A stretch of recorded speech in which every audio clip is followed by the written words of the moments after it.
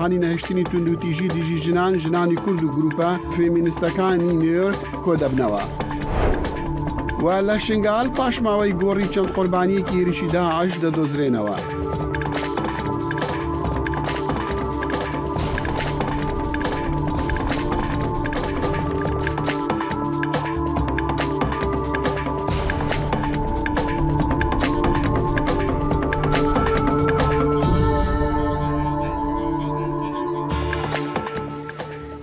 دنگ امریکا سلاوورز نهفکاری من داخل شمو من صالح دمیجر بو بینر هجاد دمجمیر هفته بیانیه الواشنا پایتختم خلک گنویا برنامه کرد کانکشن جورا پیشکش دیکن. ام کاتتان شاد. سوپای ترکیه بشکل هرمی باکور و رشلاتی سوریا بردمان دکات ل تولی هریشی چی کشنده ل 13 تشرینی دومی استانبول دا که انقره گروپ کردیکان تاوان باردەکاتن لە گوتارێکدا بۆ پشتیوانانی پارتی داد و کەشەپێدانی سەرۆکی تورکیا ڕەجەب تەیب ئەردۆگان گوتی تورکیا سوورە لە سەرپاراسون و بەرگریکردن لە سنوورەکانی.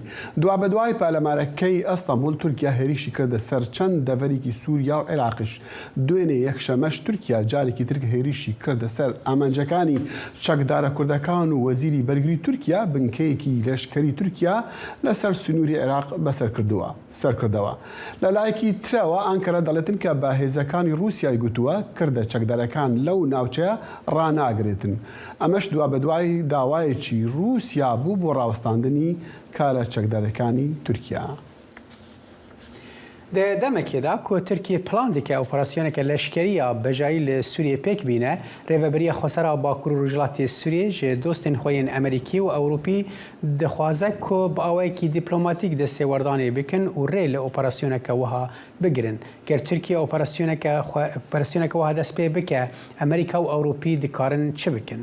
ji bo ronîkirin û şîrovekirina vê mijarên ha mamosteyên Newaf Xelîl rêveberê navenda lêkolînên Kurdî li Almanya û herwiha hevkarê me Sîrwan Qeço li pêşkongresê bimerane. Dema baş mamoste Newaf berî em behsa helwesta Ewropiyan û Amerîka divê derbarê de bikin hûn dibêjin operasyoneke bejayiya Tirkiye nêzik e? Em baş bû te bû hemû mêvan û bedara temaşevana.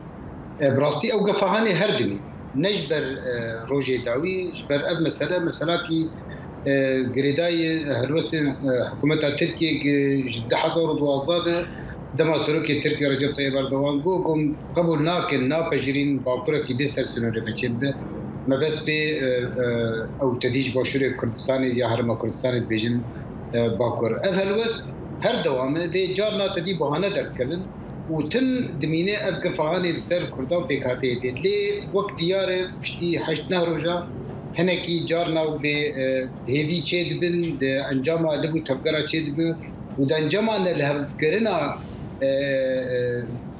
تركاب روسيا ونقبل كرنو بجراندنا امريكا دي ايدي باش كذا ميفيت كن انجاما حمو كاروباري دبلوماسي والوسطين دان كاربن ريد بربي هێریشە بەژایی یا هۆڤانە بگرن لێ ژگەیری وێژی بنسیە مەترسیە هێریشە بەژایی چێ بێ ئەڤ نەه ڕۆژ هەموو دەڤەرن بنەسازیە ڕۆژەڤای کوردستانی بەرێنە پێشکەتیە تێن ئەنجامگرتن جێ پەترۆلێ جێ گازێ و جێ نەخشخانە و بدە حەزارە هێزن قەسەدێ ئامادە باشیە دەنە دستنفارێ دەنە وكي ديجي خلقي ويدري بيجمان مترسي واجي قال لك درباري قفي تركي روجه كيجي رانا وستيا باشا ما مسازي فكرم جمتو درباري هلوستيان جينرينا اوروبيان في درباري دا تشيه او دكارن تشبكن جبوري قرتان الفي كي لازنها بشم جم هفكاري ما سيروان برپرسن امریکی جی هنک ام ببیجن آخافتن في درباري دا پیشکش کرن داخویانی جالی پنتاگون جالی وزارت درباره درکتن او جی هنکی ناراضی بونا خود في درباري دا انجام دادن تدویجی اویک و باندور به و به باندور بش برگو وی جاره امریکی بتندی رخنه دکن ما داخوانین پنتاگونی وزارت برفانی ین سنتکام ین وزارت درو هروها هنک داخوانین سیناتورین امریکی وکو باب منندس کو بخوا سروک کمیته پیوندین درویه کسنی وکو کریس ون هولن کنگرسمانین وکو فرانک پالون اوانا گش کسنی به باندورن کو گوتناوان للجم ریفبریا بایدن اوانا کسنی دموکراتن هلبت گوتناوان جم بايدن تي جهداري كرش برولو انه ها زخمك لامريكا هي تتكارب بيجا كامبينك نفرمي هي كوريل بر تركيا بيجرن هلبت د كونغرس ده سيناتور اجندين خود ماشين د بيجن تنكار دمك دركفتنا اف سيهو بين جي افروكين شر اللي قال تركيا بك يعني وي پروردي بدا تركيا كو اف جي اكس كريكن سركين نافبرا هردو الياندنا لدمك كو ايريشه د بنسر هفالبند وهفكارين امريكا لسوريا ما بس طبعا هيزن سوريا ديمقراطيك يعني كرد بگشتي جبرولو از دبيجم اف بتايبت صالح من تخصص سر خالك باخفم كو دمكو تركيا ايريشي نخوشخانه كوباني دكيان ايشي ستاسيونك غازي النيزيكي قدنا برا قامشو ديريك السويديه بك افيك اليكاريا تركيا ناكن كو امريكا جارنا تشافي خود جريشبرغو وكو كنواف جي قوت 2019 تركيا باواي كي روجانها بردوامي بنجهن قصدي ويا بيدكر ارماج لي دمكو سيفيل دبن ارماج امريكا توربو مدي توربونا امريكا بتشي وي دركت غافاكو حتى كسكي وكو بريت ماغورك جي دس بالدبلوماسيه خوي مكوكي كريا دش انقره ولقل كاربدستن كرد وكاربدستن ترك داخفه افايا دهلكو امريكا في جاري بالجدي وتبالا خو بدي جي استا ايريشان هم كيم بويا وهم جي غوتارا يعني تونا غوتارا كاربدستن ترك دفان دو حتى سيروجن داويد كيم بويا باندورا دبلوماسيه امريكيه راس شخوا فيجي هشتيكو هالوستن جواز جاليه ام بيجن اوروبيان جي دركفن ما مستنواف اوروبي دكارن يعني جدر في ايفان هالوست يعني جنب بيجن ام لدجي كشتنا سيفيلان دفي تركي هناكي خراغر دفي ايريشي سيفيلانك لدر في ايفان داخو يعني اوروبي دكارن شف شاري سر تركيا بكن كك صالح نهاتج كي جمهوراتيه كي بلكي سكاكا كي قامش تو عمودي يا الكوباني يا كي جن دبرت بس اشتر بين دولات البرجونديه خد يعني دولات الاوروبيه وامريكا افهب كاريكرن اف كواليسيون تشيبول برامبري داعشي وبري 19 ساعه زانت نرم روبلي هذه كواليسيون انا المتويد بيجن وشراكتها ما وكاري ما بقصدير دوام بك او کارش بو پیدا کرنا آرامی و چاوا افکار و چاوا آرامی دویده وری چه ببه و ملت تم دبن گفیدی اوروبیجی مترسیا هبونا داعشی گلک مزن الجماعه استخبارات المانی دبیج داعشی نما بشوی کی نابندی کار دکه وجبولوجی کار يعني جنوب ده تدي دست بکار خود کی اب اورگانیزا کرنا خو تنظیم خود کی مترسیا مزن یہ اوروبیا جی امریکا بهتر ہے نجبر مزانن يعني كسم داعشي كارن قال لك راح بقي فيدا بري كارن شبكر هالوستي و نهل وستن هالبشن السويد والسويد وكنمونا دولدانا راز كرنا تركيا جبو درباسينات هبه بزمانك نيني داخل يعني بحثا مترسين او لكاريه تركيا راستي ايجل نزانبه ببلكي كرد فوزين نوكليري جماعه يانجي فوزين بارستي بري وانا دانا انقره چاوا كرد كارن ببن قفل سر امريكا چه امكان كرداي لشكريانه ببن قفل سر ببورين سر تركيا يعني كرداك هيزا وهبا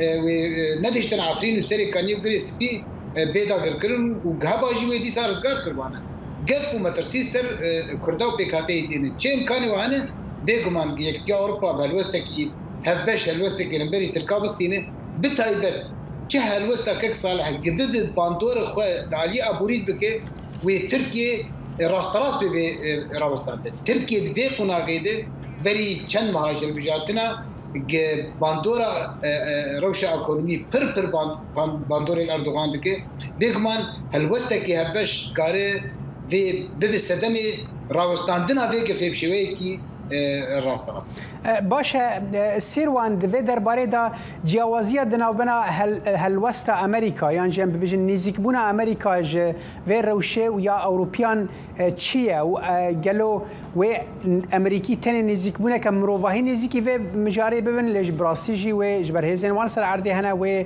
باوکی تندر نزیکی و یکی ببن نا امریکیجی وک اروپیان امریکیجی با اوایکی جدی لمساله وگرا داعش دین مساله کو آرامیا دورج آرامیا اولکاریان اجتماعی امریکای وک چاوا اوروپی لوی کدنرن براستی افتشتکی نکلیشه نسلوگانه کو امریکی دویجن بباوری د ترسن کو داعش جارکدن د و دمان آرامیه ده کاربه وگرا هرمه و د انجام ده به خطر و مترسیل سر اولکاریان اجتماعی امریکا جبرلو امریکی دیس ایرو دو داخویانین خود دبیجن کو ام شراکت خوا بهز سوریا دموکراتیک را نو دکن اوا سیگنال و مساج نتنج بو ترکان لتنج بو اوروبیان جی کو ام گش بشکن جوی کوالسیونی و دوی ام لفر ببینن حطان پش راس بکن جبر کو مش بیر لكن هين حطانها بحزاران چکدارین داعش و گرتین داعش و مالباتین داعش لدفری هم گرتین و هم جی اکتیفن امریکی بهسانی دفجه ناقرن و پش راس دکن يعني داخویانیا بری چند روزا پنتاگون اویک باش اشکره کر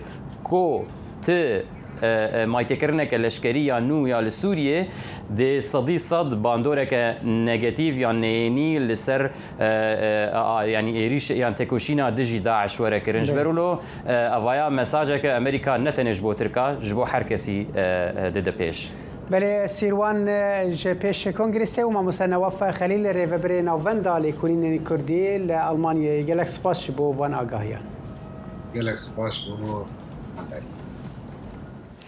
ڕێبەرانی کوردی ئۆپسیۆنی ئێران دەڵێن کە ڕژیمی کوماری ئیسلامی ئێران بەردەوام دەبێت لەسەر پەلاماری بنکەکانیان لە هەر شوێنێک بە تایبەتیش لە ناو خاکی هەرێمی کوردستانی عێراقدا. دوا بە دوای سێ پەلاماری بە درۆن و موشک لە 2 مانگی ڕابردوودا بارگەکانی پارتە سیاسیەکانی ئۆپسیۆنی کوردی ئێران چۆڵ کراون بەهۆی ئەو پەلامارەی هێزی ئێرانەوە. کاربدەستانی حزبی دموکراتی کوردستانی ئێران دەڵێن 20 ئەندامیان لەم پەلامارانەدا کوژراون. ئەوان دەڵێن کە ڕژیمی تاران جارێکی تر بریاری داوە کە بیان کاتە ئامانج. لەگەڵ درێژبوونەوەی کاتی ناڕەزایەتەکانی ئێران بۆ مانگی سێم بە گوتەی بەرپرسانی ناوخۆ و چالاکانی مافی مرۆڤش سەرکوتکردنی حکوومەت لە ناوچە کورد نشینەکان تونتر دەبێتن هەنگاو ڕێکخراوی مافی مرۆڤ ڕادەگەێنێ لە ماوەی هەفتەی ڕابردوودا لایەنی کەم 42 کەس لە کاتی ناڕەزایەتەکان لە شارەکانی کوردستان لە ئەنجامی تەقەی ڕاستەوخۆ هێزەکانی حکوومەتی ئێران کوژراون.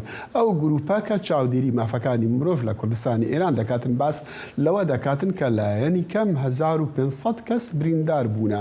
ئێستاش کامەران تەیموری ئەندامی دەستەی بەڕێوەبەری هەنگاو ڕاستەوخۆ لە نەرویج لەگەڵماندایە کە کامەران ئەم کاتت باش هەواڵی نوێی خۆپێشاندانەکان چین و بەتایبەتیش لە شارە کوردیەکان. ئەو کاتتان باش سلااو بۆ بیسەر و بینەری ئەم بەرنامەیە بەگشتی ڕۆی بۆ خۆتان ئاماژەتان پێکرد کە لە ماوەی هەفتەی ڕابردوودا تا ئێستا بەداخەوە 42 کەس لە هاوڵاتیان بە تەقەی ڕاستەوخۆی هێزە ئەمنی و نظامیەکان گیانە لەدەستداوە. بەگشتی لە 15 نۆمبرەوە بەولایەنی لە 2 هەفتەی ڕابردوودا جەوی ڕۆژهەڵاتی کوردستان بەگشتی زۆر جەوێکی ئەمنیەتیە. لەو کاتەیەوە کە هێزی سپای پاسداران بەنێوی هێزی هەمزەی سەید شوهەدا واتە ئەو هێزەی کە لە سەرەتای شۆڕشی گەلانی ئێرانەوە لە ساڵی 57 ئەرکی ڕوبڕووبوونەوە دەگەڵ هێزە سیاسیە چەکدارە کوردەکانی لە ئەستۆگرت بوو. ئێستا هەرو هێزە هێنراوەتە مەهاباد لە ماوەی 2 هەفتەی ڕابردوو هاتە مەهاباد و جێوێکی تەواو ئەمنی یعنی واتە وەکو مەیدانی شەڕی لە هات بوو. پاشەوان ڕۆداستی پێک کاکە بەداول بدنەوە هەر ئەو ئاماران ئەو ژمارەی کە باسم کرد لە قسەکەمدا پێشەوەی کە توبیتە سەرخەت ئەوە بوو ئەوانش ژمارەکانی ڕێکخراوی ئێوە بوون کە بە ژمارەیەک لە دەستگاکانی ڕاگەیاندنیان داوە. دەمویست بزانم ئاماری نوێ ئەوەش وەکو بدەم پێش 3-4 ڕۆژی ڕابردوو بوو. ئەم 2 ڕۆژی ڕابردووە شتی نوێ بووە کوشتن یان بریندارکردن یان پەلاماری نوێ لەسەر خۆپێشاندانان لە بەتایبەتش لە مەهاباد. دیارە لە چەند ڕۆژی ڕابردوودا زیاتر ئەوەی کە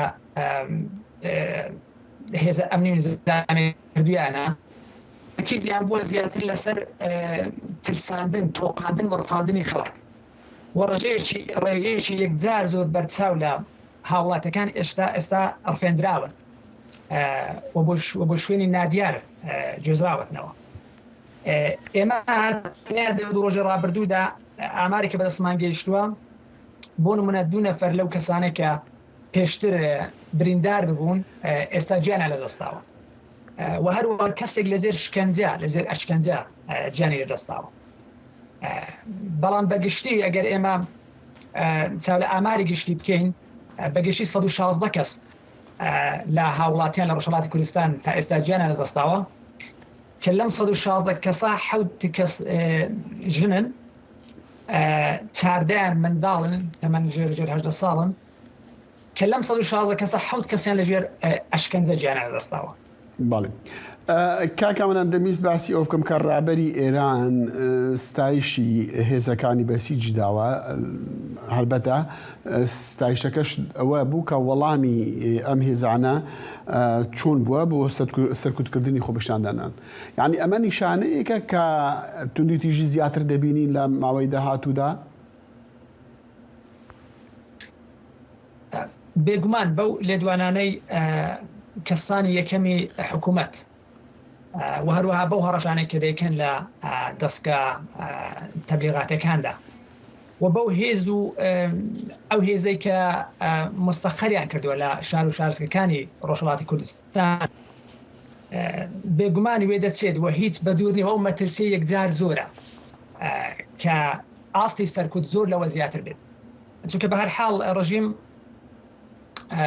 لە کاتی ئێستادا بۆ ترساندنی هەمووی خەڵکی ئێران لەواقع ڕۆژهەڵاتی کوردستانی هەڵبژاردووە و یا ناوچەیەک وەکو بەلوچستان بەهۆی پێشینەی ئەم شوێنانە لەبەرەوەی کە سەرکوت لەم ناوچانە دەواقعدا ڕژیم مەشروعەتێکی زیاتری پێیە بۆ سەرکوتی ئەم ناوچانە لامی کەم بۆ قەناعەت پێهێنانی بەشێک لە ئەو لانگرانی خۆی ئاستی بەرامبەر ئەوەش کاکە مەرەمە دەبینین خۆپیشاندان هەر دێت و زیادش دەبێتەوە تۆ بڵێ ینی ڕەفتاری هێزەکانی حکوومەت چی بێ زیاتر لەوەی کە تا ڕادەیەک دەچنە ناو شارەکان و ناوجادەکان و خەڵک دەگرن و تەقە لە خەڵک دەکەن لەوە زیاتر دەتوانن چی بکەن؟ من بەڕاستی پێم وایە حکوومەت لە کاتێکدا یعنی بوونی خۆی مانی خۆی لە مەترسیدا دەبینێ و بەو شناسەی کە ئێمە لەم حکوومەتەمانەیە هیچ بەدوور نییە حتا مەترسی کۆمەڵکوژیش هەیە لەم بەدواوە چونکە و بە هەر شێوازێک بێت دەیهەوێت ئەم خۆپێشاندانە ئەم سەر هەڵدانی ئەم جارەیە سەرکوت بکە بە ئەم جارە تەرکیزێکی زیاتر و فشارێکی زیاتری بۆ ڕۆژهەڵاتی کوردستان هێناوە بۆیە مەترسێکی یەکجار زۆر هەیە ئەگەر پێشی نەگیرێت و ئەگەر مەکانیسمێک نەبێ بۆ ڕاگررتنی ئەم پێشلکارانی مافی لەلایەن حکوومەتی ئێرانەوە بێگومان مەترسێکە زۆر لەوە زۆترەوە حتا مەترسی کۆمەڵکوژی دەبێت لە هاتوودا. هیوادارم ڕوونەداتن کامەران تەیموری ئەندامی دەستەی بەڕێوبەری هەنگا و ڕاستەخۆ لە نەرویج لەگەڵ دەنگی ئەمریکا بوو زۆر سوپاس. سپاس بۆ ئێوە.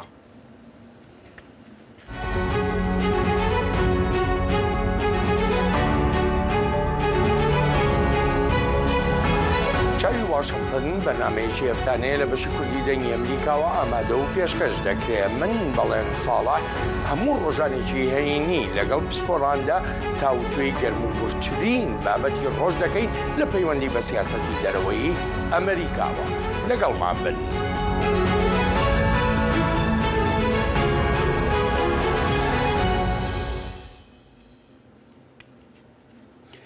سەرۆکوەزیری عێراقی محەممەد شیع السودانی ڕۆژە یەکشەمێ لە بەغدایە بەگەڕاندنە 125.2 میلیۆن دلار ڕاگەهاندن کە بەشە یەکەمەش دۆرە 1 ملیار و 152 میلیۆن دلار کۆ هاتەبوون دزین. چاودێران لە عێراقی پیلانێک مەزن ئەشکەرەکردن کە تێدا تۆڕێکە کارساز و کاربەدەستان دۆرە 2.5 میلیارد دلار ژە دەسەڵاتە باجەیە وەلێت دزینە تەوی هەبوونە چەند قاتین پاراستنێ.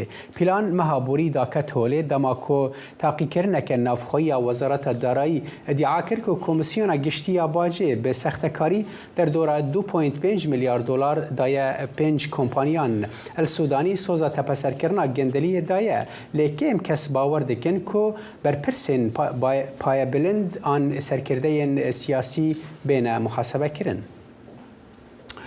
دوێنێ شاندێکی حکوومەتی هەرێمی کوردستان سەردانی بەغدای کرد بۆ تاوتوێکردنی کێشە هەڵپەسێردراوەکانی نێوان حکوومەتی هەرێمی کوردستان و حکوومەتی فدرالی بە تایبەتیش پرسی هەنووکەی ئەویش ناردنی هێزەکانی پاراستنی سنوورەکان بۆ سەر سنووری تورکیا و ئێران. ئایا ئەنجامی وتۆژەکان چین سنوورکەریم پامەری دەنگی ئەمریکا لە سلێمانیەوە لەگەڵمانە سنوور ئەم کاتت باش چ زانیاری نوێمان هەیە لەسەر سەردانەکەی سەرۆکی هەرێمی کوردستان نێچیروان بارزانی بۆ بەغدا و وتۆژەکانی لەگەڵ کاربەدەستان لەوێ.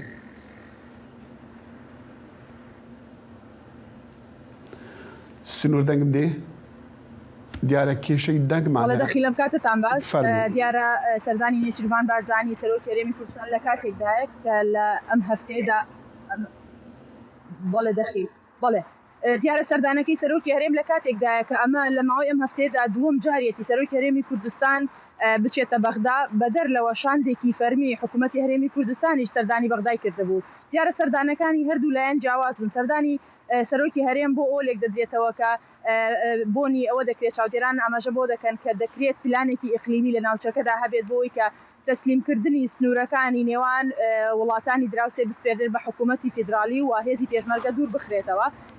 بەڵام لە هاوکات لە سەردانەکەی وەفدی حکوومەتی هەرێمیش بۆ ئەو بوو کە ئەو کێشانەی کە لە نێوان حکوومەتی هەرێم و حکوومەتی ناوەندی کێشەی دەستورین و ساڵانێکە بە هەڵپەسێراوی ماونەتەوە بۆ ئەوی ئەو کێشانە چارەسەر بکەن. دەخیل بەپێی زانیاریەکانی ئێمە دوێنێ کە هەردوو سەرۆکی کێتی نیشتیمانی کوردستان و نێچیروان بەرزانی سەرۆکی حکوومەتی هەرێم سەرۆکی هەرێمی کوردستان کۆبوونەتەوە لە کۆبوونەوەکەدا تەواو بەڵێنی ئەوە دراواتە جۆرێک لە ڕەزامەندیان پیشانداوە لەگەڵ حکوومەتی عێراقیدا کە بەڵێ سنوورەکان دەکرێت بسپێرن بە حکوومەتی ناوەندی و بە شێوەیەک لە شێوەکان وەلەو لە سەرەتادا ڕایانگەیان کەوان ڕازین بەڵام ئێستا جۆرێک لە ڕەزامەندیان پێوە دیارە.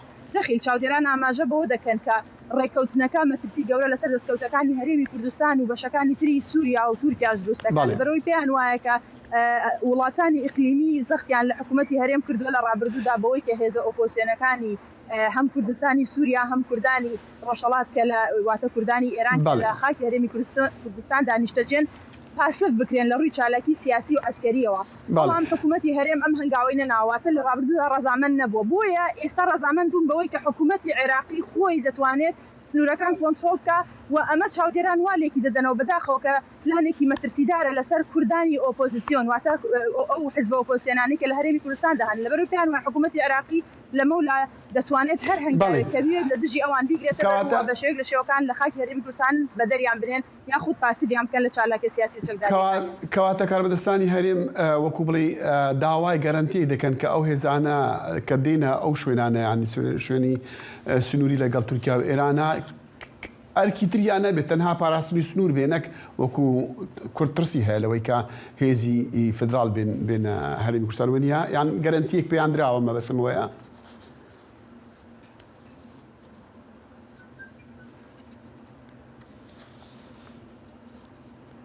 دەخیل مەترسیەکە زیاتر لە داگیرکردن یاخود دەستە سەراگرتنی خاڵە سنووریەکانە کە واتە دەکرێت بڵێن پێگەیەکی اقتصادی بەهێزن بۆ هەرێمی کوردستان دەکرێت بڵێن پێگەی اقتصادی هەرێمی کوردستان دەکەوێتە ژێر مەترسیەوە گەر حکوومەتی عێراقی هەنگاوەکانی تەنیا بەوە نەوەستێت کە تەنیا خاڵە سنووریەکە واتە خاڵە سنووریەکانی بینی ئێران و یاخود تورکیا و هەرێمی کوردستان و عێراق بەگشتی بخاتە ژێر کۆنترۆڵی خۆیەوە پێدەچێت خاڵە بوومرگەکان کە وەکوتم اقتصادێکی بەهێزن بۆ هەرێمی کوردستانە لە هەنگاوی دووەمدا ئاماژە بێ بۆ داگیرکردنی ئەو خاڵانەش لە هەمان کاتدا شارەزایان ئاماژە بۆ دەکەن مەترسی هەیە کە چۆن لە 16 ئۆکتۆبەر لە سیناریۆیەکدا کەرکووک خایەوە ژێر دەسەڵاتی عێراقی بەشێکی زۆر لە ناوچەی کێشە لەسەرەکان و خاکی هەرێمی کوردستان واتە تەسلیمی حکوومەتی عێراقی بکرێتەوە.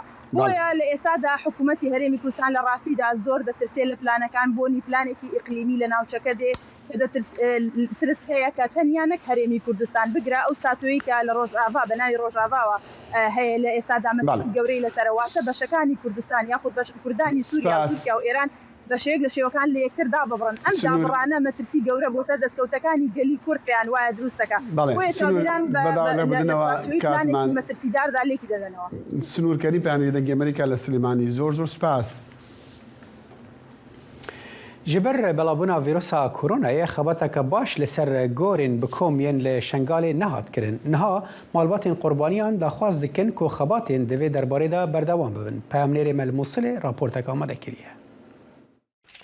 Evel laşên du kesên êzdîne ku li sala 2014 de digel karesata Şengalê hatine kuştin êk li wan gulle li serî keftiye û ew ê din serê wî biriye û serê wî li jorekê dabû laşê wî di nava evê calê da ye.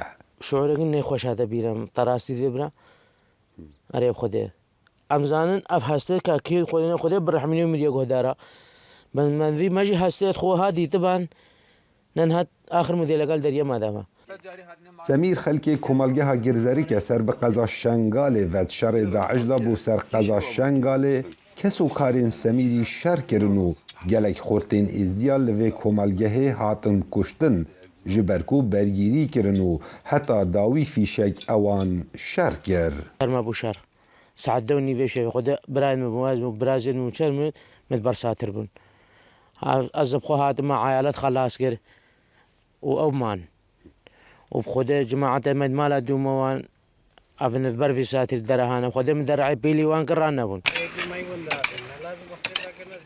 هر گورکê bi kom dihête vekirin ekser dayk û jinên wê deverê li derdorên wî cihî kom dibin û caverêtken belkû nîşanekê yan tiştekê wesa xoya bît ku yê êk ji bêser û şînan bît. Kurê tê min e û kurmamê zilamê min ên hemûên me ne hemû ji malên me ne. Ev 8 sala 9 sala edwin dayna em tiştekî jê nizanin. Heçî koma xêka me got de werin vedin hina de bîn hina de nabîn lêv lê mişt hatin yekî xwelî nekire xweyî heka hî zû halbana xwelî kirbana xweyî belkî dîvana. Li Şingalê prosesa vekirina gorên bi kom lezatî lê nahête kirin. Her çende xwediyên kuştî û bêserûşînan dixwazin ew êk car vê prosesê bi dawî bînin ne her roj birînên wan زێدەتر لێ بکەن. القبور يحتاج إلى وقت. گۆڕا پێوی بدەم هەیە دا بێنەڤەکردن هەروەسا کاودانên keş û hewayî û saxlemiye hene kar bû demê salekê hata rawestan ji ber pejiya korona wekû min gotî kêmbûna karmendan û berhevkirina diravî rêgir bûn hembervekirina gora. Heta niha zêdetirî 500 cenaze derînayne ji 37 gorên bi kom li sunûrê qeza Şengalê navbera 105 heta 106 kuştiyan pişkînîna DNA bû hatiye kirin. Semîr êk ji ewan hezaran xelkê êzdiye ku mawê zêdetirî 8 salan e ew çaverê çarenivîsê babê xwe û kurmamên xwe diket. Kawa Emer dengê Emerîka qeza Şengalê. دەنگی ئەمریکا سەرچاوەی متمانە پێکراوی هەواڵ و زانیاری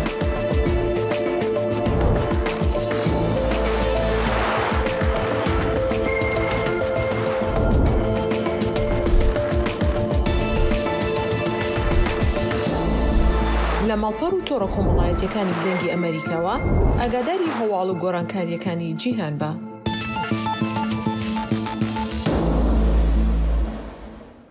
ژنانی کورد و گروپە فێمینیستەکانی نیویۆرک لە پارکی واشنتن سکوێری شاری نیویۆرک لە 25 تشرینی دووەم کۆبوونەوە لە بیرەوەری ڕۆژی نێونەتەوەی نەهشتنی توندوتیژی دژی ژنان پێکەوە دروشمی ژن ژیان ئازادیان شەڕی پەیامەری دەنگی ئەمریکا سینان توش دەمیر لەو پارکە بوو ئەم راپۆرتەی ناردووە.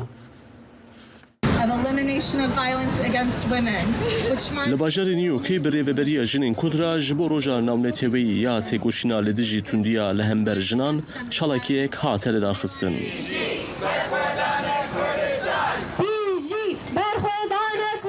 Li çalakiyê de pirtirî duruşma jin jiyan azadî hate gotin û peyamên piştgirî ji bo jinên ku li Îranê çalakiyan lidar dixin hate şandin. Her wiha di çalakiyê de zêdetir bal hate kişandin li ser têkoşîna jinên Kurd. There's a whole knowledge production on this called genealogy. دنافجباکا کردان دا در حق ژنیولوژی زانابونه که جبروه که دروش من کردان اویا جن آزادی اف سلوگان لهمی حرم کردستان هر سال دولت امپریالیست یا ایران جی تبیهستن گله گرنگ کو تدیدن جنن کرد رضاهری پیشی داده کوشین دیگن. وەکی کو تێزانین ڕۆژە ناونەتەوەیی یا تێکۆشینا لە دژی توندیا لە هەمبەر ژنان هەر ساڵ لە هەموو جیهانێ تێلێدارخستن. لە ئێ ساڵ بە تایبەتیژی ji ber rewşa Îranê jinên Newyorkî peyama piştewaniyê ji bo jinên ku li Îranê dijîn şandin. I think there are really important lessons to take back here. آرمان جامعه اوکو ام پشتوانیه که دنافجنین ایرانی و امریکی دا آوا بکن. هیویا ما اوکو گوهرتن دجواکان دا جبو جنان ورکرن. لی آرمان جامعه سرک اوکو پشتوانیه بدن جنین ایرانی.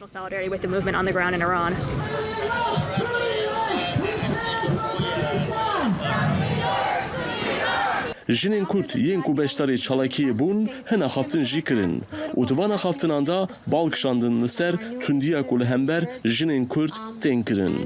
Of course, today is of huge significance for Afrika rojeka gelek giringe ji bo jinên Kurd bi taybet ew jinê li ber xwe didin û rastî tundiyê tên. Wekemîna Nagihan Akarsel li pêşiya avahiyê jineolojiya Kurdistanê hat kuştin. Nev tenê li Kurdistanê li her cihekî jinên Kurd rastî êrişan tên. Kevser El Türk li Mûşê hat kuştin li şewê hat eşkencedan û hat havêdin li gulanan û ev tiştekî gelek pîs e. Jin jiyan azadî bijî berxwedana Kobanê. Bêguman wisa xuya dike ku dirûşma jin jiyan azadî bûye sembola jinên ku li ber xwe didin. Her wiha ev dirûşim li New Yorkê ji bo zimanê îngilîzî jî hatiye wergerandin.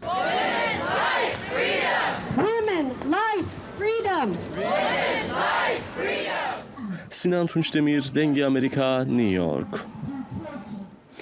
جنک امریکی که دبیجه کاندید کومری سیناتوی هرشل والکر که لدجی جبر خبرنیه و فشار لوی کریه که دجانی خواه به داوی بینه دخواست کرد که والکر رو بر رو چیروکاوی رد بکه بری هلبجارتنین دوباره کرنه ین مها به ولایت جورجیا. والکر بری ناس کرناوی جنه رد کربو که او جنک دن ادعا دیکن تکیلین وان به ستر که برای فوتبال امریکی را هنه وی لیچونش بر خبرنه دایه پشتی که او دو جانبون جنا که نخواست ناوی خود دیار بکه روژا سیشمه ده کنفرانس که روزنامه‌وانیا لوس انجلس ده گوت هرشل گلو تو براستی آماده هر تشتی بکی جبو کتبه بی سیناتور مهابوری جنک دن گوته بو که والکر جبو جبر خبرنا و یا سال 2009 پردانه والکر هر دو ادعاجی رد کرن. دەگەڕینەوە هەرێمی کوردستانی عێراق و لە چەند ساڵی ڕابردوودا چەندین پەیکەر لە هەڵەبجە بەهۆکاری جۆرا و جۆر شکێنراون هەندێکی تریش بەهۆی خراپی کواڵەتیان لە ناوچوون ئەمەش نیگەرانی هونەرمەندان و بنەماڵەی ئەو کەسانەی کە پەیکەریان بۆ دروستکراوە لەو شارەدا لێکەوتووە و دەڵێن بەهۆی پشتگوێخستن پیکەرەکان پشتگوێخستنی پیکەرەکان ئەوانشکاون یان لە ناوچوون. پامێری دەنگی ئەمریکا فەرحان هەورامانی لە هەڵەبجە ئەم راپۆرتەی ناردووە. وێنەیەکی کۆنی ساتی لادانی پەردەیە لەسەر پەیکەری شەهید وەستانوەر ئەو کەسەی کە بەهێمای قارەمانێتی نێو زیندان لە شاری هەڵەبجە ناسراوە. ئەمەش دیمەنی ئێستای پەیکەرەکەیە کە چەند ساڵێکە شکێنراوە و تا ئێستا چاک نەکراوەتەوە.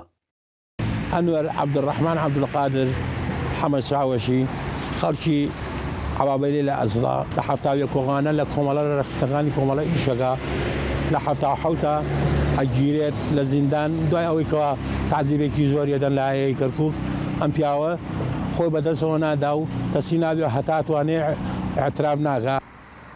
پەیکەری وەستانوەر تاکە پەیکەر نییە لە هەڵەبجە تێک شکێنراوە بەڵکو لەم شارەدا چەند پەیکەرێکی تر ڕوبەڕووی هەمان چارە نووسبوونەتەوە. هۆکارە ئایدۆلۆژیەکان بە تایبەتەوەی کە بەشێک لە پەیڕەوکارانی ئاینی ئیسلام باوەڕیان وایە پەیکەر ڕێگە پێدراو نییە بۆ هۆکاری سەرەکی ئەم دیاردەیە دادەنرێت. هەنێک لە پەیکەرەکان شکێنران ئەلبەتە سێ هۆکاری هەیە ینی بە بنەڕەتی ناتوانین بڵێن هیچ هۆکارێکی ئایدۆلۆژی لە پشکاندنیانەوە بیان بە دیاریکراوی لەبەرەوە ئەمە تا ئێستا بەڕوونی دیاری نەکراوە و بەڕوونیش بانگەشەی بۆ نەکراوە دژی پەیکەرەکان بەڵام هۆکاری یەکەم بە بنەڕەتی پێش ئەوە هۆکاری ئیهمالکردنی پەیکەرەکانیان دووەمینیان هۆکارەکەی ئەوە لۆکیشنەکانیان زۆربەی زۆریان دیراسە نەکراون و هەڵ نەبژێراون سێمینیشان وەکو جەناب بداماشەت پێکرد هەر خودی پەیکەر لە ڕوانگەیەکی ئایدۆلۆژیەوە تا ئێساش گفتوگۆی لەسەرە و تا ئێساش مناقشەی لەسەر ئایا قبوڵکراوە یان قبوڵ نەکراوە لە ڕوانگە ئاینیەکەوە. بەرپرسانی شارەکە دەڵێن ئەنجامدەرانی ئەو کارە کەسانێکی کەمن و گزارش لە هەموو خەڵکی شارەکە ناکەن. ڕاستە پێشتر پەیکەرەکان لە ناو هەڵەبجەدا سوکاتیان پێکراوە دەستیان شکێنراوە لووتیان شکێنراوە بەڵام ئەوەش دیاردەیەکە و ئیشەڵڵا نامێنێت بە مروری زەمن لە ناو ئەم شارەدا ئێمە چەند پەیکەر دروست بکەین ئەوەنە پەیکەر ئاشنا ئەبێ لە لای خەڵک لە ناو شاری هەڵەبجە. بنەماڵەی شەهید وەستانوەر دەڵێن بەرپرسانی ئەمنی پێیان وتوین کە پەیکەرەکە لەلایەن کەسێکی دەروون نەخۆشەوە شکێنراوە نیگەرانن لەوەی کە بۆچی چەند ساڵێکە پەیکەرەکە چاک نەکراوەتەوە. ئەو حکوومەتە ئیتر بۆ بەرپرساردی بەخۆی بۆ چی ئەزانێ تا پەیکەرێک بۆ قارەمانێکی واو لەو سەدەمە ناڕەحەت و ناخۆشانەدا بەڕێ بکە تا ئێستا وەفایەکە ئەو نەبوو بۆی کە پەیکەرەکەی چاکەنەوە بەوەی پیاوێکی دەروون نەخۆشەوە ڕوخێنراوە. دەنگی ئەمریکا بۆ زانینی وەرگرتنی ڕای مامۆستایانی ئاینی ئیسلام پەیوەندی کرد بە چەند مامۆستایەک و لیژنەی فتوای هەڵەبجەوە بەڵام ئامادە نەبوون لەسەر بابەتەکە لێدوان بدەن. لە ئێستادا زیاتر لە 25 پەیکەر لە هەڵەبجەن زۆرینەیان لە ناوباخچەی بەڕێوەبەرایەتی ڕۆشنبیری و هونەری هەڵەبجە دانراون. فەرحان هەورامانی دەنگی ئەمریکا هەڵەبجە. ئاواز قاسم کۆ دایکا 4 زارۆکانە و ئەمێرێ وێ بەری 3 ساڵان کۆچا داوی کرد دماڵە خۆدا خواردنین کوردی چێ دکە دا کۆ دەبارە ژیانە خوا و زارۆکێن خوا بکە پەمنێرێ مەلدهۆکێ راپۆرتەکە ئامادە کردیە. ئاواز جاسم دژیە گەنجاتیە خوددا هەفژینەوێ وەغەر کردە خوادیە خۆ 4 زاڕویانە دەست بە چێکردنا هەمی جۆرێن خواردنێ کردە دماڵە خوددا داک و زاڕویێن خوا پێ بخوادی بکەتن. من 4 زارۆکێتان من گوت از کارێکی کەم دا جێ بۆ بێوەژی بۆ بگیرم و هەم دەیکژی ئەس ئەرکە خۆ یعنی جێبەجێت کەم و من هەزرێت خۆکردن کادێ چ کارشێم کەم یعنی مەخۆت بیکاری دادیت ئەس کارێ چێکردنا خواردنێ. زارویên awazê bi çavek mezin temaşayî dayka xwe dikin ya ku çi boşayî nehêlayîn di jiyana wan da. Em şonasî dayka xwe dibin ku piştî şîna bobê min dest vî karî kirî û em texsîrê gel nakin ku em xwarin xwe jî birêve dibin û parî şûleyê jî dikin. Piraniya hewlatiyên daxwaza xwarinê dikin fermanberin. Heza wan li ser xwarinên Kurdewar ye. Ew xwarinê min wî taleb kir ser memnûn rehmanî gelek memnûn dişta rastî karekî gelekê xweşe û paqij e. Ev muwazzif gelekê yani tiştekê baş e û ya baş e. Mirov nage hetil mal çêtket ya muwazzif rastî me dête lê lengeha gelek supasiya ke memnûn razî bit. Bi sosyal medyayê daxwaza xwarinê ji awazê têkirin. Mezina gotiye şêr şêr e çijine çimêr e. Awazê peyrewa vê gotinê di jiyana xwe da kiriye.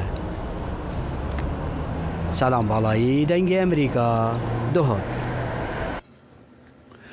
ئێستا شاوکارمان هێر و زەنگەنە دەمابەتە ناو هەواڵە وەرزشیەکانی جامی جیهانی لە قەتەر.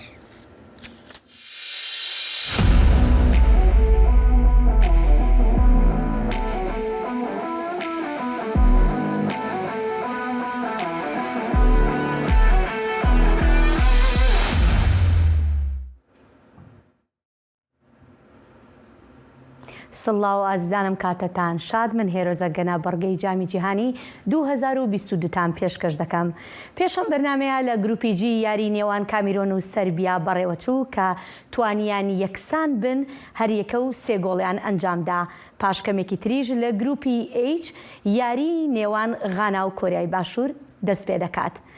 ئەوانەی حەزیان بە یاریەکانی تۆپی پێ هەیە بێگومان چێژ لە هەموو یاریەکانی جامی جیهانی دەبینن، بەڵام هەندێک یاری تایبەتن، بە تایبەتی یاریەکانی نێوان دوو تیمی بەهێز وەکو ئەوەی نێوان ئیسپانیا و ئەڵمانیا لە گروپی ئی کە هەر یەکەی یەک گۆڵیان ئەنجامدا و یەکسان بوون.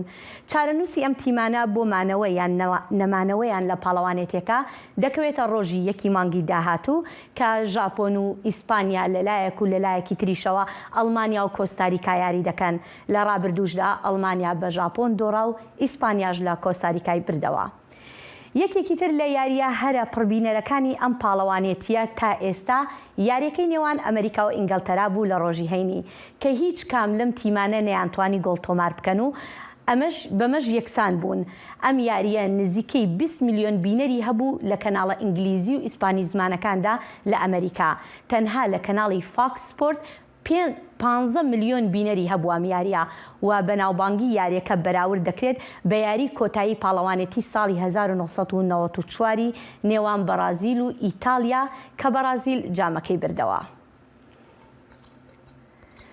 زۆر جار لە نێوان پشتیوانانی تیمەکانی کە یاری دەکەن گرژی و ئالۆزی دروست دەبێت و جاری واش هەیە گرژی و ئالۆزیەکان دەبنە ئاژاوە وەک ئەوەی یاریەکەی نێوان بەلجیکا و مەغریب. ئەم یاریەی نێوان بەلجیکا و مەغریب کە پاش یاریەکە پاش ئەوەی کە مەغریب توانی بە 2 کۆڵ بەرامبەر بە هیچ بیباتەوە ئاژاوە دروست بوو. هەر پاش یاریەکە ئاژاوە لە چەند شارێکی بەلجیکا و هۆڵندا دروست بوو. پۆلیس نزیکەی 12 کەسی دەستگیر کرد پاش ئەوەی بەهێزی ئاو تێڵا و گازی فرمێسکڕژێن توانی بڵاوە بە خەڵکەکە بکات کە لە بروکسل و هەر شوێنی شاری ئێرنترێپ کۆبووبوونەوە. دوو پۆلیسی ئاژاوەکانی شاری ڕۆتردامی هۆڵنداش بریندار بوون. دەسەڵاتداران توانیان تا ئێوارەی یەکشەمە ئارامیەکی بەزەحمەت بگەڕێنەوە بۆ شارەکان. ئاژاوە گێڕان پاژیارێکە دەستیان بە سووتانی ئۆتۆمبیل و سکوتەر و پاسکیلەکانی سەر شەقامەکان کردبوو. بەڵێ ئازیزان ئێستاژ میوانێکی تایبەتمان لەگەڵدایە کە چەندین ساڵە لە کاتی پاڵەوانێتەکاندا شیکردنەوەی یاریەکان بۆ دەنگی ئەمریکا دەکات. کاکدانا حەمەکەریم کە ناوبژیوانێکی نیشتیمانیە. کاکدانا سەرەتا سپاس دەکەم کە لەگەڵماندای بۆ ئەم پاڵەوانێتیەش بتوانین پێکەوە با بڵێن شیکردنەوەیکی جوان بۆ ئەم پاڵەوانێتیەش ئەنجام بدەین. دەمەوێت کە ئێستا خۆت لە بەلجیکای باشە کاکدانا پێشتر ئەزمونێکی وا هەبووە کە لە یاریەکانە ئەگەر بەلجیکا بدۆڕێت ئاژاوەیەکی لەو جۆرە دروست بێت لە وڵاتەکەیە؟ بەڵێ ئێرۆخان سەرەتا سڵاو و ڕێز و خۆشەویستیم بۆ بەڕێزتان ئەرۆک و پێشتریش قسەمان کرد. من دیسان هاوبەشی خەمتانم بۆ خۆت و بۆ خێزانەکەتان بە کۆچی دوایی باوکی بەڕێزت. بێمەوە سەر پرسیارەکەی بەڕێزتان هێرۆخان ئەوەی کە دوێنێ بینیمان لە دوای یاریەکار وەکو بینیمان لە ناو یاریگایە هیچ کاردانەوەیەک نەبوو لە نێوان یاریزانانی بەلجیکا و یاریزانانی مەغریب، بەڵام ئەو ئاژاوەیە چاوەڕوان کراو بوو بەڕاستی بە تایبەتی لەلایەن هەندێک لە ئاژاوە جێران و بە تایبەتیش زۆر بە تایبەتی تر لاوە پێگەشتوەکانی مەغریبیەکان. مەغریبیەکان ینی چاوەڕوان کراو بوو بۆ پۆلیس کە بە دۆڕانن و بەبردنەوەی مەغریب ئەو شتە زۆر چاوەڕوان کراو بوو و هەندێکیش چەند کەسانێکیش لە با بڵێن هاندەرانی بەلجیکا، بەڵام بە زۆری ئەوانی کە ئاژاوەکانیان دروست کرد و ئاژاوەکانیان جێرا لە شاری ئەنتوێرپن لە شاری برۆکسل و بەپێی زۆربەی هەواڵەکان و ئەوەش هەروەکوتمان وەکو جەنابیش ئیشارەتی پێکرد ئەوە شتێکی چاوەڕوان کراو بوو بە برنەوە و بە دۆڕانچکاوانە هیچ پەیوەندیەکیان بە وەرزشەوە نییە. دۆڕان و برنەوە ئەوان ئاژاوەجێڕی خۆیانەکەن. بەڵێ باشە کاکدانا جەنابەت وەکو دەزانین ناوبژیوانیشی و ئەزمونێکی زۆریشت لەم بوارەیە هەیە. دەمەوێت بزانم چه خاڵێکی گرنگ لە ڕووی ناوبژیوانەکانەوە لەم پاڵەوانێتیە گرنگە بەلاتەوە یا سەرنج ڕاکێشە؟ بەڵێ دەست خۆشێرۆخان بەڕاستی بەلای منەوە ئەوەی کە زۆر سەرنجڕاکێش بوو و بۆ یەکەم جار لە مێژووی تۆپی پێیان بە تایبەتی لە جامی جیهانیان ڕوئەیە بوونی ئافرەتانە لە بواری ناوبژیوانی چی ئافرەتانی ناوەڕاست و یاخود ئافرەتانی یاری دەدەرانی ناوبژیوانان. بوونی ئەو سێ ئافرەتە با بڵێن یاری سەلیمە مۆکاسانجی ڕۆواندی و لەگەڵ ستێفانی فراپارتی فەڕەنسی و یۆشیمی یاماشیتای یابانی کە ئەمانە هەر سێکیان ناوبژیوانی ناوەڕاستن ئەوە یەکێکە لەو خاڵانەی کە بەڕاستی بۆ من جێگای دڵخۆشیە کە ئافرەت بەو شێوەیە بەو ئاستە بەرزەوە بتوانێت بەشداری بەڕێوەبرنی یاریەکان کە هەرچەنە هەتا ئێستا لە خولی یەکەم تەنها ناوبژیوانی با بڵێن ئێستا گەر سەیری بکەی هێرۆخان یاریەکان لە جیاتی جاران 4 ناوبژیوان بۆ بڵێن 3 ناوبژیوانی ناو ناوبژیوانێکی سەریال ئێستا 5-ن. بۆچی کردیان بە 5؟ ئەوەی کە یەکێک لە یاریدەدەرەکان یانی با بڵێن لاینمەن جاران پیانەوت یەکێک لە یاریدەدەرەکانیش لە دەرەوەیە لەگەڵ ناوبژیوانی ڕێز. کاک دانا کاتمان زۆر کەم ماوە دەمەوێت بزانم دەزانین کە لاین تەکنۆلۆژی لەم پاڵەوانێتیە هاتۆتە ئاراوە دەمەوێت بزانم هەتا ئێستا چەندێ یارمەتی دەربووە ئەگەر بکرێت زۆر بە کورتی تکایە. بەڵێ بە دڵنیایەوە ئێرۆخان هەنێک وەکو جەنابوتە لەبەر کەمی کاتەکە بەس من تەنها 2 حاڵەت هەیە کە ئەتوانم ئیژاتی پێبم زۆر بە خێرایی. گۆڵی یەکەمی ئیکوادۆر کە لە سەرەتای کردنەوەی پاڵەوانەیەتیەکە بوو، گۆڵی یەکەمی ئیکوادۆر بەرامبەر قەتەر بۆ هەموو جیهان سەرسوورمان بووە تەنانەت بۆ ئێمەش بۆ ئەم گۆڵە ئیلغا کرایەوە. بەڵام بەهۆی ئەو تەکنۆلۆژیا تازەوە بەهۆی تەکنۆلۆژیای لاین تەکنۆلۆژی کە یارمەتی ناوبژیوانانی ڤار ئەیە و ئەوان توانیان ببینن کە تەنها چەند سانتیمەترێکی قاچی یاریزانێکی ئەکوادۆر و هەمان یاریزان پاسێکەی یا بە دەبڵچیی بۆ ناو نزیکەی خەتی جەزا و هەروەها گۆڵی دووەم بڵێن حاڵەتی دووەم گۆڵی دووەمی مێسی بوو بەرامبەر سعودیا کە تەنها بەشێکی شانی ئەم بەشەی سەرەوەی شانی مێسی لە ناو ئۆفسایتا بوو و لەبەرەوەی ئەو بەشە ئەتوانرێت گۆڵی پێ بکرێ ئێستا بەپێی یاسا تازەکە بۆیە ئەو گۆڵەش ئیلغا کرایەوە. لەبەرەوە زۆری هاوکاری باشی یاریدەدەرانی ناوبژیوانانی بەڵێ کەواتە هاوکار بووە لەم پاڵەوانێتیادا. بەڵێ کاک دانا حەمەکەریم سپاس دەکەین کە لەگەڵماندا بوویت. بەڵێ ئازیزان ئێستاش دینە کۆتایی ئەم بڕگەیمان و دەگەڕێنەوە بەرنامەی کورد کۆنێکشن. سڵاوتان لێبێت. سپاس هێرۆ. مایکرۆپلاستیک لەلایەن زانایان کە لە بەستەڵێکی جەمسەری باشوور کاریان کردووە دۆزرایەوە. ئەمە ناوچەیەک بوو ڕۆژانێک لە چالاکیەکانی مرۆڤ پارێزراو بوو. ئەم دۆزینەوە نوێش پەیامێک دەداتە هەموو کەسێک سەبارەت بە بەرەنگاربوونەوەی پیسبوونی ژینگە. د سالا 2019 ده کشتیا اسی اگولاز برف کشورا انتارکتیکا یا قشاگردی ریکت جبولی گرینا کشتیا بناو ارنست شاکلتن لی تشتکه بجوکتر جی هبوکو او لی دگریان او جی مایکروپلاستیک بو لسر کشتیا لیکولین ده تیمک زانای نیو دولتی هبون گو بریوبریا انستیتویا نیکتن یا زانستین دریایی بو وان نمونه هوایی آوه بفری و ناو عردی را دکرن دا لیکولین لسر شینوارن پلاستیکان بگن. انجام وان دیماهیان د گوارا Frontiers in Marine Science هاتن وشاندن. The analysis showed that everywhere we looked for microplastics we found them. هر جه که زاناله گریانه مایکروپلاستیک دیدینه اوه گرنگه چون که دریای قشاگردی و گدوره که دور ده هجماردن و جهان مروفان و قطیایه. اف مایکروپلاستیکه دیاره جدرین جداتین لی هجمارا هری مزن دنمونهین بای یانجی هوای ده هاتن دیتن. او هوای هاته برگرتن جسر آسنی گمیان هاته برگرتن. باوری هیا پرانی جباشور امریکایه. The microplastics that we found during this study مایکروپلاستیک مدوه و کلینه دادیدین مایکروفایبر بون برنگین جدا بون و به شیوه جلوبرگ نافمالی و سیستم وایرین هم بکارتینین بون. باوری هبوکو اف جه جمد بناوی انتارکتیکا ج مایکروپلاستیکی پاراستی بو لی او درکت نراست. زانا رجدی لریبرین جهانی دکن حتی پیک و کار بکن بو و دیتنا چارسریه که بو وی کشه. Our results were و کلینا من نشان دا که اف پارچن هیریم پلاستیکی به گلک ریکان بشوی مایکروپلاستیک دیگه نوی دریایه که واسط دیدم پاقشترین جهه گردونیه اوجی پیامک آگرنگه که هم دی چاوا رفتار دیگل گین او رگل بگرین و گه پرسک جیهانی. زانایان لیکولین لسر گیانورین دوی دریای جمدگرتی ده نکرینه. لی او باور دکن رنگ نمان آوان جبر هندی بکوان اف مایکروپلاستیکین هور خوارنه و پیمرنه یا او نزانن اوه کاد انجام خراب لسروی سیستم هستیار یا جنگه چبه.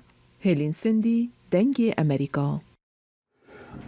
پرۆفسۆرێکی زانکۆی ویلایەتی مەریلاند ڕادەگەینێ کە دوای ناڕەزێتەکانی چین تەحەدای دەسەڵاتدانی ناوەندی وڵاتیان کردووە و وتی ئەمە جیاوازن لە خۆپیشاندنەکانی دەیان ساڵی ڕابردوودا کە بە شێوەیەکی گشتی بەرپرسانی ناوخۆییان دەیان کردە ئارمانج. هۆ ڤۆنگ هۆنگ پرسپۆری ئابووری سیاسی لە پەیوەندیکی ڤیددیۆیدا بە ئاژانسی AP ڕاگەیاندووە کە ئەم خۆڵە ناڕەزایەتیە لە چین سەرسوورهێنەرن. ئەمە جاری یەکەم دەبێتن کە دوشمەکانی وەک دەبێت سەرۆکی چین شی جینپینگ لە دەسەڵات بکشێتەوە و دەوترێت کە تەنانەت هەندێکیش داوای ئازادی ڕادەربڕین دەکەن. بەرێ بینەرن هێژا کورد کۆنکشن لە ڤەر بەداویتێ تا جارەکە دن هەر بمینین دناو خێر و خۆشیەدا. خدا حافظ.